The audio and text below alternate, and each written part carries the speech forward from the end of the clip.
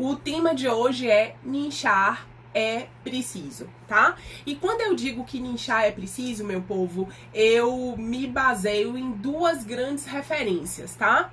Preciso no sentido de necessário, de importante, tá? Então, quando algo é preciso, é porque é necessário, é importante, é valioso, é diferencial, tá? Mas existe um segundo significado para o tema de hoje e foi de propósito que eu escolhi, que é nichar é preciso, no sentido de ser mais exato, de trazer aí uma exatidão para o nosso fazer, né? Quando a gente tem a possibilidade de fazer um recorte do nosso trabalho, a gente é mais preciso nesse trabalho, tá? Então não é só na perspectiva do necessário, mas também na perspectiva da precisão, beleza? Então quando eu trago a necessidade da gente pensar num nicho, né? E mais ainda, pensar que este nicho é preciso no sentido da necessidade, mas também da exatidão que ele traz na nossa trajetória de diferenciação profissional. E é sobre isso que a gente vai conversar hoje. Eu sei que falar de escolha de nicho traz aí 15.348 angústias, e por conta disso é que eu quero compartilhar com vocês uma poesia do Oswaldo Montenegro. Ele falou na live de ontem, recitou ela, eu já conhecia, mas eu acho que ela pode falar muito da gente neste momento, e é por conta disso que hoje eu escolhi começar a live muito mais no intuito de não só trazer o conteúdo que foi preparado aqui, né, da perspectiva da escolha, da necessidade, da precisão de pensarmos em um nicho de trabalho, tá? Muito mais do que em teorias, em recortes de escolas, ou sei lá como é que vocês chamam, mas trazer também sobre esse sujeito que escolhe, esse sujeito que fica dividido, esse sujeito que fica clivado, e por conta disso eu trago o poema Metade, do Oswaldo Montenegro, tá? Porque eu acho que eu não sei como é que vocês estão vivendo, e eu estou escolhendo não falar sobre quarentena nesses dias aqui, né? Para que a gente não evoque outras questões que neste caminho de diferenciação profissional talvez não sejam as questões mais queridas da gente, né? Mas acho que todos nós, em alguma ordem ou de alguma forma, estamos divididos, estamos clivados, estamos em metades. E por conta disso, apesar de ter separado uma coisa tão exata, que é falar deste recorte, dessa escolha, dessa definição, que é tão importante, mas eu quero pedir uma licença poética para compartilhar com vocês esse poema, que para mim ele é tão importante, tão necessário e tão preciso também nos dois sentidos. Que a força do medo que tenho não me impeça de ver o que eu anseio. Que a morte de tudo em que acredito não me tape os ouvidos e a boca, porque metade de mim é o que eu grito, mas a outra metade é silêncio. Que a música que eu ouço ao longe seja linda, ainda que triste. Que a mulher que eu amo seja para sempre amada, mesmo que distante, pois metade de mim é partida, mas a outra metade é saudade. Que as palavras que falo não sejam ouvidas como prece, nem repetidas com fervor, apenas respeitadas como a única coisa que resta a um homem inundado de sentimentos, porque metade de mim é o que eu ouço, mas a outra metade é o que eu calo. Que essa minha vontade de ir embora se transforme na calma e na paz que mereço. Que essa tensão que me corrói por dentro seja um dia recompensada. Que o espelho reflita em meu rosto um doce sorriso. Porque eu me lembro de ter dado na infância. Porque metade de mim é lembrança do que fui e a outra metade eu não sei. Que não seja preciso mais do que uma simples alegria para me fazer aquietar o espírito, e que o teu silêncio me fale cada vez mais, porque metade de mim é abrigo, mas a outra metade é cansaço. Que a arte nos aponte uma resposta, mesmo que ela não saiba, e que ninguém tente complicar, porque é preciso simplicidade para fazê-la florescer, porque metade de mim é plateia, a outra metade é canção. e que a minha loucura seja perdoada, porque metade de mim é amor e a outra metade também. É nesse clima, galera, que eu convido vocês agora a pensarem na necessidade, na precisão de fazer uma escolha de nicho. Eu sei que vai estar todo mundo pela metade, né? A metade de querer uma coisa, a metade de querer outra, a metade do medo de escolher, a outra metade da coragem de investir, né? E a minha sugestão, inclusive, é que depois vocês tirem um tempo para darem os próprios significados de vocês, das histórias de vocês, a esse poema, que é de um e é de tantos, é de todos nós, né? Para que vocês entendam que o lugar de vocês de medo, o lugar de vocês não é exclusivo, vocês não estão sós, mesmo se sentindo tão sós, sabe? E começar o dia de hoje marcando isso para vocês é muito para ter, talvez, o movimento do amparo. Muitas vezes o que vocês e eu precisamos é nos sentir amparados, acompanhados. E eu sei que o tema de hoje é o que muitas vezes paralisa, né? Mas como o próprio poema diz, que uma metade sinta medo e tá tudo bem, mas que a outra metade não se deixe não ir por conta do medo que sente, né? E aí, né, vivendo esse tempo aí tão poético, tão forte, tão importante, eu quero começar o tempo de hoje, que é sobre nicho, tá? Porque que eu defendo, galera, que é tão importante a gente fazer uma escolha de nicho para uma jornada de diferenciação profissional. Porque não tenha dúvida, para que você lembre de um profissional, para que você lembre de alguém que de alguma forma assumiu um lugar de destaque e que você não sabe sobre ele meramente pela sei lá, profissão que ele tem, mas principalmente pela transformação que ele gera no mundo, possível, provavelmente você está falando de uma área, tá? Quando você sabe sobre o diferencial de alguém, você sabe de alguma coisa que ela faz, de uma coisa que ela faz para várias pessoas, e não várias coisas que ela faz para uma pessoa. Dá para entender essa lógica, meu povo? Então, assim, ó, tem um cara que eu acho genial, assim, não é nem tanto pelo trabalho dele e tal, apesar de que o trabalho dele também me atrai, né? A dor que ele promete sanar é uma dor que eu tenho, né? Mas, assim, o que eu acho genial na história dele é que, assim, o cara é tatuador, é Rodolfo alguma coisa. Eu acho que em uma googlada aí vocês acham, cara. O cara é tatuador, tá? E aí, em algum momento, ele decidiu que ele queria trabalhar com tatuagem estética para camuflar algumas imperfeições do tipo olheira, do tipo estria, enfim, dessa ordem. E aí eu fico, o cara hoje tá estouradíssimo, agenda super lotada, enfim, né? Atende pessoas de nome. Mas o que eu quero marcar pra você vocês acham que ele, enquanto tatuador, não deve ter sofrido na época lá que ele fez essa escolha de trabalhar especificamente com esse recorte? Vocês acham que ele não teve medo também? Vocês acham que naquele momento ele não pensou, meu Deus, com tantas possibilidades no universo da tatuagem, eu vou escolher algo tão específico, olheira, estria, sabe?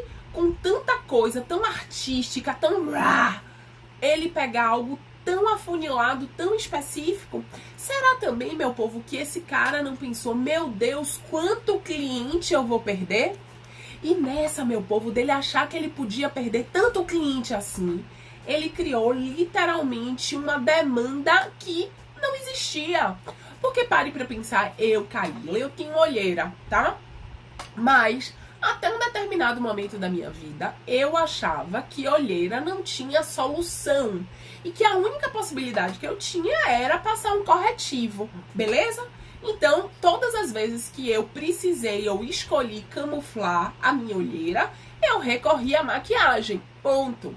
Aí vem um cara que é tatuador, e aí veja, o cara começa já com uma profissão que não é a que pai e mãe diria, uau, que maravilha, tá? E aqui eu não estou fazendo, não é um recorte preconceituoso, é que Quando a gente pensa projeto de vida de um filho, dificilmente a gente vê pessoas, pais e mães, escolhendo que ou desejando que o filho seja tatuador. Então teve essa primeira quebra aí, tá? Esse primeiro tempo dele de repente pensar na possibilidade de bancar a sua própria escolha, tá? Provavelmente este recorte aí foi muito no âmbito familiar, tá?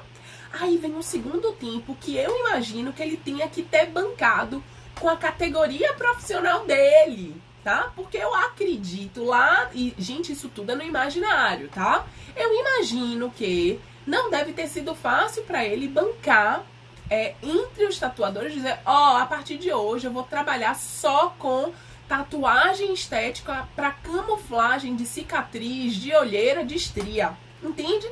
Então, assim, quando você para pra pensar, e aí eu vou pra uma frase que faz muito sentido pra mim, essa frase não é minha, mas que faz muito sentido pra mim, que é, galera, a diferença do louco para o gênio tá literalmente no resultado, tá? Então, se eu pego um Rodolfo da vida que diz que é tatuador e que só vai trabalhar com tatuagem estética, a diferença dele ser um gênio e ser um louco é o resultado que ele apresenta, demonstra, o resultado que ele tem, tá? Se de repente eu e você conversássemos com ele e percebêssemos que ele não tem resultado, possível provavelmente você e eu ia dizer, velho, mas você não acha que é loucura você se especializar em uma coisa tão específica, né? E ele se especializar em algo específico. E a redundância foi de propósito, tá? Será que...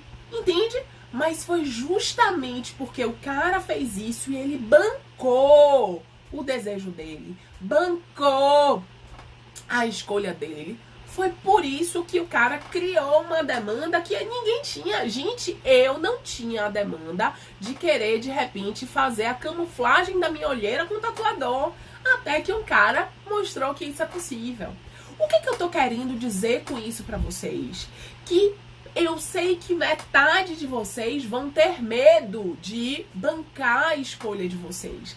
Principalmente se essa escolha for estranha, esquisita, tá? Normalmente, a gente tem muito movimento de querer fazer o que todo mundo faz, ou o que todo mundo já fez, tá?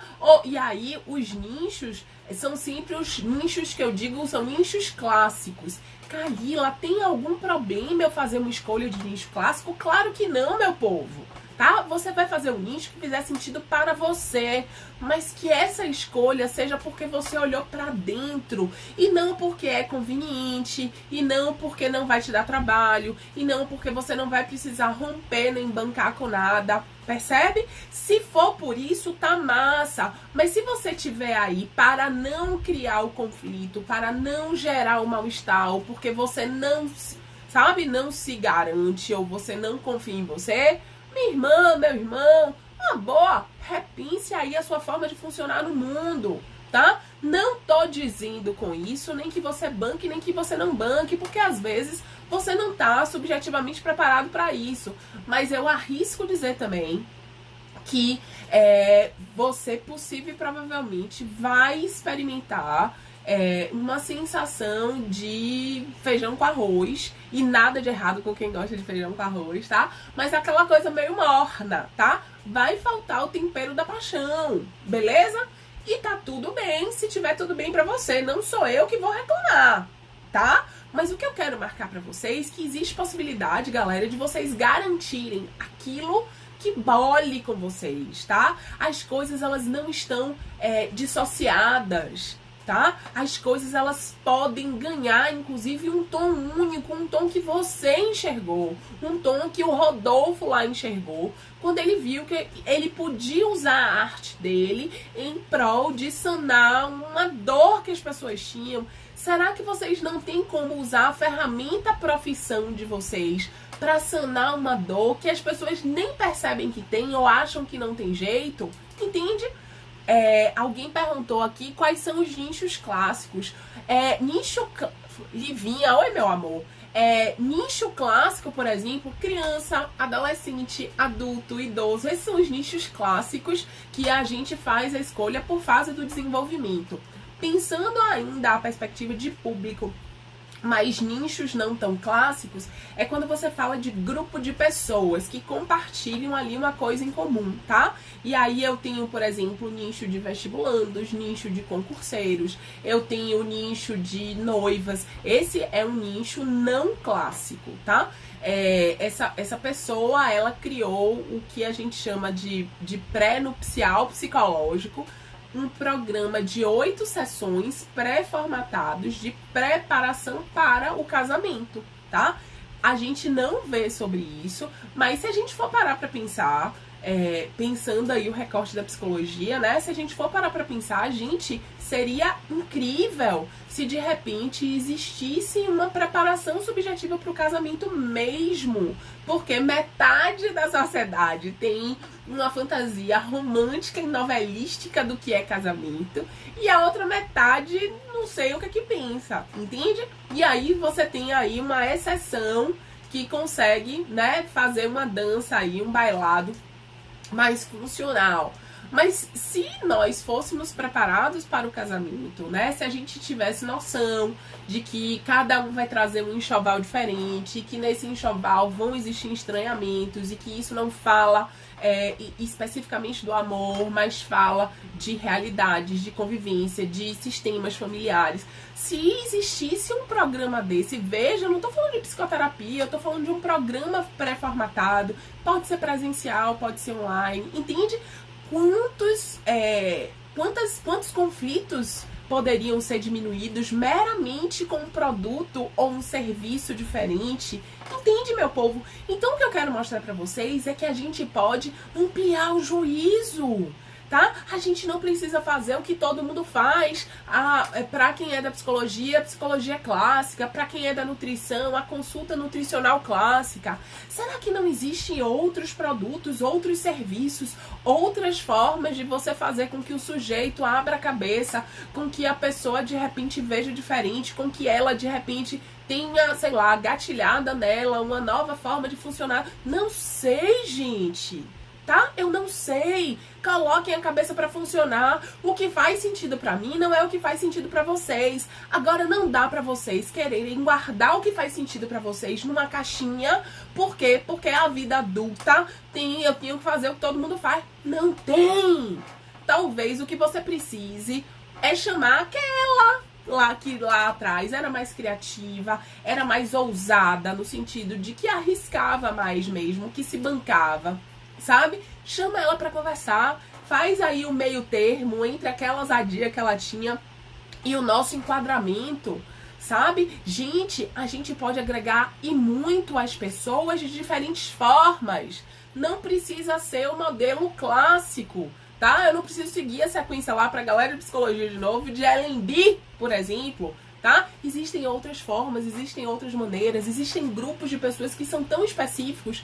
Teve uma vez, por exemplo, que me pediram uma indicação de... existia uma mulher que estava grávida, ela estava grávida de gêmeos, ela teve uma gestação normal, mas teve uma complicação no parto e os nenéns foram para UTI. Um neném morreu, salvo engano, com 17 dias de nascido e o outro faleceu com 40 e tantos dias de nascido, tá? E essa mulher, e assim, os nenéns, depois que nasceram, foram direto pra UTI. Então, aí sim, o pedido que me fizeram foi que eu indicasse uma profissional que fosse especializada em luto neonatal, tá? Então, assim, se você parar pra pensar, as demandas do mundo real são demandas, galera, muito específicas, tá? As demandas do mundo real, vamos combinar uma coisa com todo o amor e respeito do mundo. Quando a gente pensa as divisões clássicas, como eu tava falando, né? Criança, adolescente, adulto. Gente, a gente não atende tudo de um grupo só, de uma fase de desenvolvimento. A gente não vai fazer bem, isso é fato, tá? Então, o que eu quero dizer pra vocês é que se conectem mais com quem vocês são, com aquilo que dá tesão a vocês, com aquilo que vocês acham importante transformar no mundo, sabe? Gerar diferença pro mundo.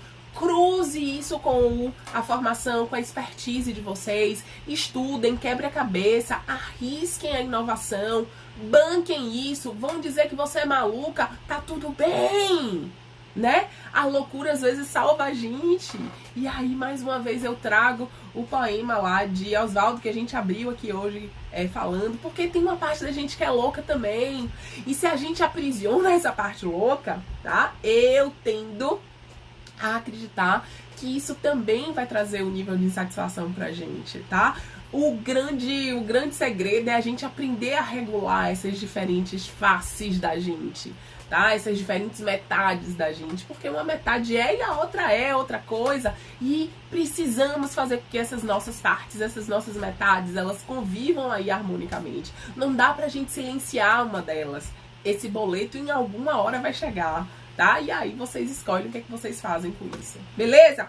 Quando a gente pensa em nicho, meu povo, existe uma divisão, tá? Então você pode fazer, como a gente já falou aqui, você pode fazer uma escolha de nicho por público, tá? Então eu atendo públicos específicos, eu atendo crianças, eu atendo adolescentes, eu atendo adultos, eu atendo noivas, eu atendo pré-vestibulandos, eu atendo casais, tá? Então a minha escolha não passa pela demanda, não passa pela situação que levam as pessoas a procurarem um auxílio técnico, tá? É por conta daquele grupo, é por conta daquela categoria, tá? Então, quando a gente pensa dessa forma, quando a gente faz uma escolha dessa forma, a gente classifica que o nicho ele foi escolhido por público, tá? Esse é o primeiro recorte de escolha. O segundo recorte de escolha é quando eu faço um recorte por demanda, por situação, tá? Aí você para pra pensar, por exemplo, esse exemplo que eu dei agora do luto neonatal, tá? Gente, vocês entendem que talvez uma pessoa especializada em luto fosse melhor? Ok.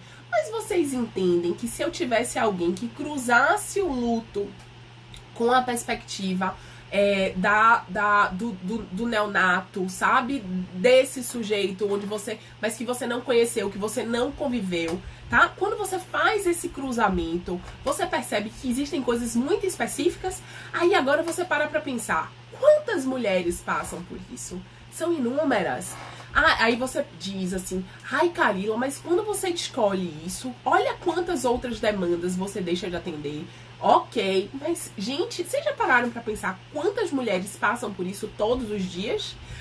Que essas mulheres, possível e provavelmente, elas não vão a consultórios psicológicos, por exemplo, porque inclusive elas estão recém-paridas, ou seja, que o recorte geográfico não é limitação para o atendimento a essas pessoas, e mais ainda, essas pessoas, possível e provavelmente, estão sentindo uma dor tão dilacerante, né, e não aqui diminuindo ou aumentando outras dores, né, mas que elas, em sabendo que existe uma profissional especializada neste tipo de trabalho, possível e provavelmente elas iam buscar esta profissional, entende? Então quando você para pra pensar, ai, mas eu vou perder tanto, não, gente, vocês vão ganhar tanto. Nessa situação específica, eu tive muita dificuldade de indicar uma profissional, mesmo conhecendo tanta gente, entende? Por quê? Porque as nossas referências, elas estão extremamente equivocadas e elas respeitam muito mais a produções teóricas e acadêmicas do que as demandas das pessoas, tá? Essa semana eu tive 3 pedidos de indicação de profissionais que fossem especializados em ansiedade. Entende? É o que eu tô trazendo para vocês. Na medida em que a gente começar a educar as pessoas para referências de profissionais que sejam especializados nas demandas dela, a coisa vai ganhar uma outra dimensão, meu povo, tá? E é nisso que a gente precisa se ligar. Não se conectem com a escassez de deixar de atender, de deixar de, né? E outra coisa, quando eu faço um recorte específico, não significa que eu não atenda outras coisas, tá? Eu vou arrumar a minha vitrine. Pensem numa loja, vocês vão arrumar a vitrine de vocês dando aquele enfoque. não significa dizer que vocês lá dentro da loja não tenham outros produtos ou outros serviços. Mas vocês precisam atrair as pessoas para dentro da loja. E muitas vezes essa atração, ela vai se dar especificamente por essa escolha. Se cada dia, meu povo, vocês colocam nessa vitrine uma coisa diferente, um estilo diferente, elas não vão ter você como referência para onde procurar quando ela precisar daquilo, ou para indicar alguém quando precisar daquilo, entende? Então, quando eu demarco isso, quando eu demarco para que a gente tenha uma linha específica de trabalho, um recorte de nicho, nichar é preciso, é justamente para marcar para vocês que este processo que leva tempo de diferenciação profissional, ele precisa tatuar em você uma identidade que não está na sua profissão, tá? Exercício profissional não é identidade diferenciada, beleza? Exercício profissional é meramente uma identificação, tá? A sua identidade, ela precisa estar tatuada, principalmente na transformação que você gera, beleza? Então, falamos do tipo 1 de nicho, que é por público, do tipo 2 de nicho, que é por demanda. E aí, quando você fala de demanda, por exemplo, demanda luto, eu não faço necessariamente a diferença de público. Eu atendo qualquer público que tenha a demanda do luto, tá? Então, não me preocupo com o público que eu vou atender. Me preocupa a demanda que eu vou atender, beleza? E o terceiro tipo de nicho é quando você cruza as duas coisas, tá? Então, eu atendo luto, mas eu atendo crianças em luto, tá? Então, você faz uma escolha tanto de demanda quanto de situação, tá? Eu atendo mulheres com câncer, eu atendo mulheres violadas, eu atendo quando você fala de relação abusiva, tá? Relação abusiva, ela é um nicho de demanda.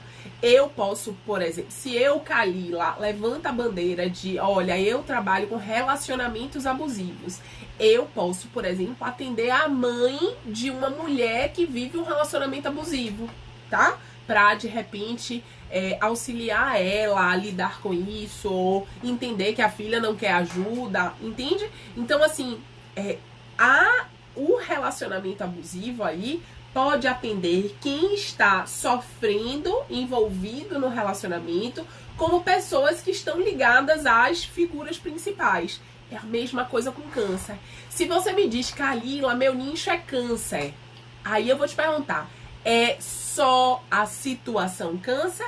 Porque aí, se for só a situação câncer, qualquer pessoa que estiver envolvida ali na dinâmica câncer, a mãe do paciente, o filho do paciente, o próprio paciente, o funcionário, então você é especializada em câncer, você é especializada em sei lá no que, tá? Então, assim, percebam que essas diferenças, elas vão se dar literalmente pela sua escolha. Ai, Kalila, eu fiquei aqui pensando, esse exemplo que você deu do luto, mas eu atender um adulto com luto é diferente de eu atender uma criança com luto. Meu amor, esse é um problema seu, não é meu, tá? E aí, obviamente, pense, você vai reduzir drasticamente a quantidade de coisas que você tem para estudar. Você vai estudar luto.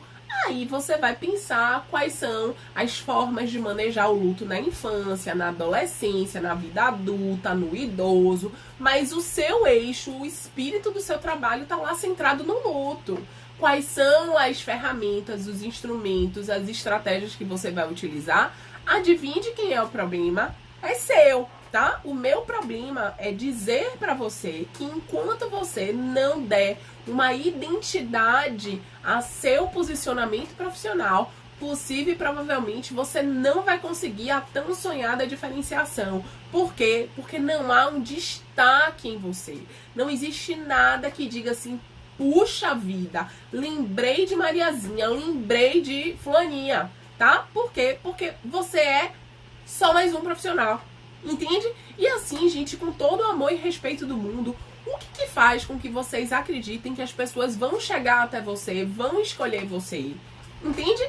Qual é o seu diferencial? E aqui, veja, a minha pergunta neste momento não é uma pergunta objetiva sobre, por exemplo, escolha de nicho. Eu quero fazer essa pergunta neste momento em nível subjetivo.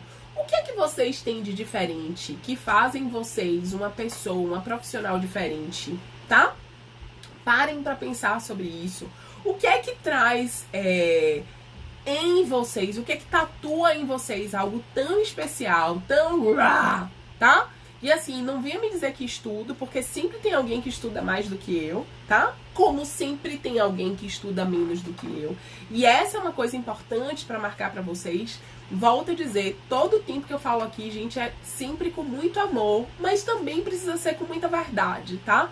Então assim, ó, nunca, nunca vocês estão na ponta, nunca, tá? E aí quando eu digo ponta, tô procurando uma régua aqui, mas provavelmente o Benjamin deve ter levado as minhas. Mas quando você para pra pensar sobre qualquer lugar que você ocupa no mundo, sempre vai ter gente na sua frente e sempre vai ter gente atrás de você. E assim é a vida, cara pálida, tá? E quando eu digo isso, é porque eu não sei como é que você pensa, eu não sei como é que você percebe a sua existência no mundo, tá? Mas sempre vai ter gente na frente e sempre vai ter gente atrás. E uou, bem-vindo à vida, tá? E aí, dependendo da forma como você escolhe olhar, não sei se pra frente, não sei se pra trás, mas você vai ser mais ou menos impulsionado a lidar com a sua existência no mundo, tá?